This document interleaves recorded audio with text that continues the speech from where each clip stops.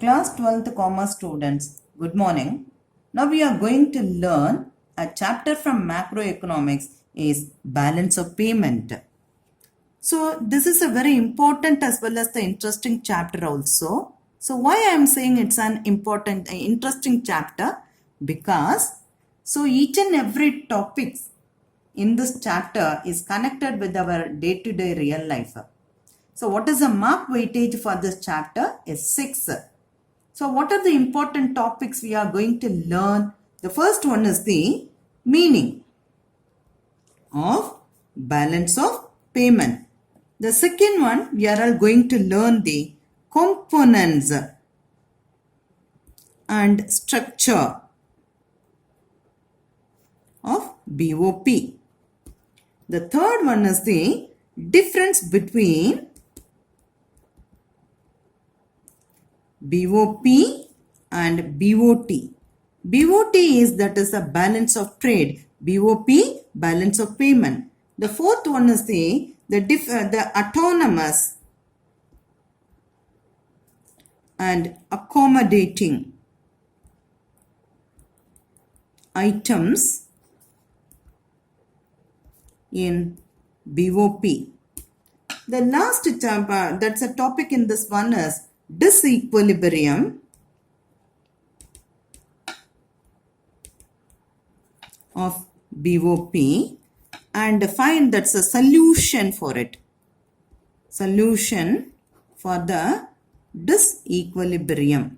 Okay, that is 5 topics we are all going to learn in this chapter. The first one is the meaning. Second one is the components and structure of BOP. Third one is the difference between BOP and BOT. Fourth one is the autonomous and accommodating items in BOP. The last part is the disequilibrium of the BOP and finding the solutions for the disequilibrium. Okay, so come to the meaning of the balance of payment. There is a way to write that is the meaning of the balance of payment. First of all, you write a systematic record. In the center, please you write then of all economic transactions between residents of the country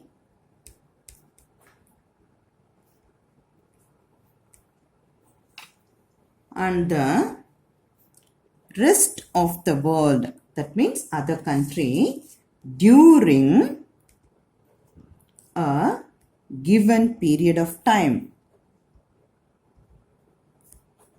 This is called as the balance of payment. That means a systematic record of all economic transactions between residents of the country and the rest of the world during a given period of time. Okay, so meaning we have seen. So come to the next one is the structure of the BOP. Otherwise, it is the method of the BOP. So what method we are all following to make that is a balance of payment? We are all using the double entry bookkeeping system. Commerce students, you know this, that is a double entry bookkeeping system very well, because that means it says that the debit side should be equal to the credit side. That means the total amount of the debit should be equal to the total amount of the credit side. So one question it comes, balance of payment is always in a balanced condition? Yes, it is always in a balanced condition. The answer is because they are all following the double entry bookkeeping system. This is the way. So come to the next part, the components of the balance of payment. It's a very big one. Components, nearly we can make 3 or 4 questions from that part. Components of the balance of payment. Okay, first of all, in the left hand side you write that is the debit side. In the right hand side you write that is the credit side. The first transaction in the component is the first one is the imports of goods.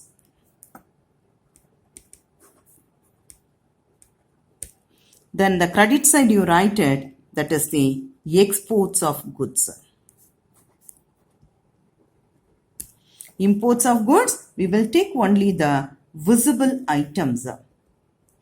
If you import or export any machinery, it comes under the visible item. So, finally, this is called as the BOT. So, by BOT, it includes imports of goods as well as the exports of goods. We will take only the visible item in that part.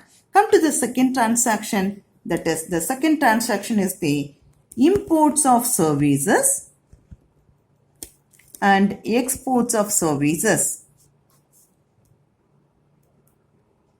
So what type of services are coming under? Banking, shipping, and the insurance. These type of services are coming in the, if you make it these services to other country, that is exports. We are all receiving this type of services. It comes under the imports. So finally, this is called as the BOS, balance of services. Come to the third part, that is unilateral payments. It will come under the debit side. Unilateral receipts, it comes under the credit side. So these are all the one-sided transaction, one-sided only. So what type of unilateral payments we are all making? Gifts to other country, indemnities. What is the indemnity? That is the payment for the damages happens. So indemnities as well as the grants and aids.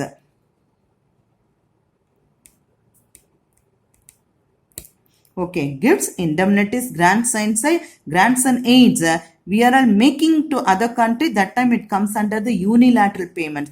When we are receiving these type of that is facilities from other country, these type of things are receiving from other country, it comes under the unilateral receipts. So once we add the BOT, BOS and unilateral transaction, this is called as the balance of payment current account. That means that is imports of goods, exports of goods, imports of services, exports of services, unilateral payments, unilateral receipts. Once you add together, these are all coming under the BOP's current account. Okay, so up to this level, there are three chances are there. The first one is the balanced. That means the debit side as well as the credit side are equal. That time it is a balanced balance. Then when it will become the surplus one, the credit side of the transactions will be greater than the debit side. On the other hand, the debit side will be greater than the credit side of the transaction. That time it shows the deficit. So, but we studied the balance of payment is always in a balanced way because we are all following the double entry bookkeeping system. It teaches only that is in an equivalent way we are all maintaining. So here in which accounts and that is to make that is a balance of payment in a balanced way, it is in the hands of the capital account. So then last fourth transaction is called as the capital payments and the capital receipts. So capital receipts, it comes under the credit side. Capital payment, it comes under the debit side, negative side. So everything will be called as the balance of payment. Okay. First one is the what is called as a balance of trade, imports of goods, exports of goods. So what is called as a balance of services, imports of services, exports of services. Next one is the unilateral payments, unilateral receipts. The last one is the capital payments, capital receipts. What is the formula for the BOT? Exports of goods minus imports of goods equal to BOT. How to calculate the BOS, the balance of services, exports of services minus imports of services. How to find out the current account? So, that is the debit side should be added. At the same time, credit side should be added together. Find out the difference of both credit as well as the debit side. This is called as the balance of payment current account. In the same way, that is, find out the difference of the capital receipts as well as the capital payment. This is called as the balance of payment capital account. Then the next part of it is called as that is the difference between BOP and BOT. Balance of payment and balance of trade. Differences we are all going to learn now. So BOT is nothing but the exports of goods minus imports of goods. That's the difference between the exports of good as well as the imports of good. What are the three chances in that one? First one is the balanced. Second one is the surplus. Third one is the deficit. See, when it will be balanced, the exports of goods equal to the imports of goods. When it will be surplus, the exports of goods will be greater than the imports of goods. When it will be deficit, the imports of goods will be greater than the exports of goods. Next one is the next topic, autonomous and the accommodating items of the BOP. So come to the autonomous items. Autonomous item, how can we say? It is called as the above the line item of BOP. So what is the meaning of it? The current and capital account in the BOP which take place due to some economic motives. That means earning of profit. That is profit maximization. That means profit maximization. They are all concentrating only to earn profit. This is coming under the autonomous items of the BOP. See, what is the example for it? So, if the foreign companies are investing in the domestic country only to get the profit, that time it comes under the autonomous items. Here also, it creates the disequilibrium. Surplus or the deficit, there is a chance.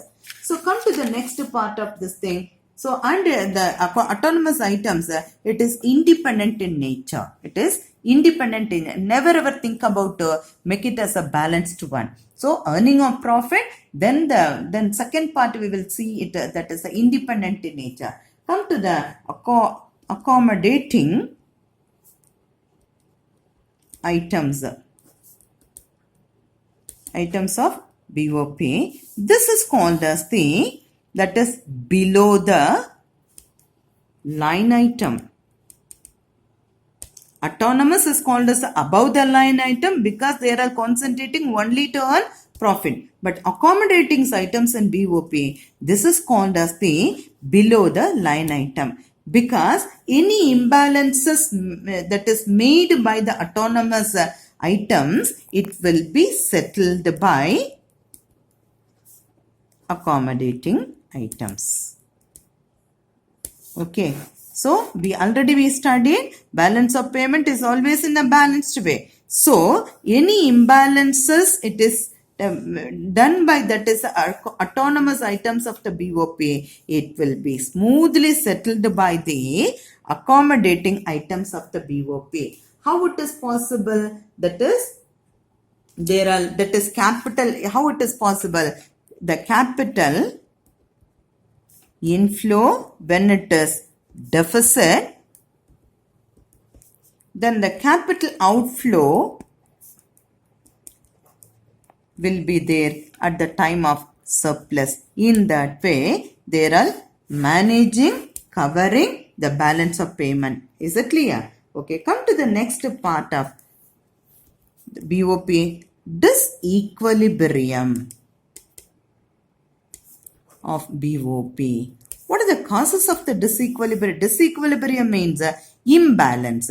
That means either surplus or the deficit. This is the thing of the disequilibrium. So anything will be happening. Mostly the balance of payment, it will be in the deficit way. So what are the reasons for that one? There are three factors it is there. The first factor is the economic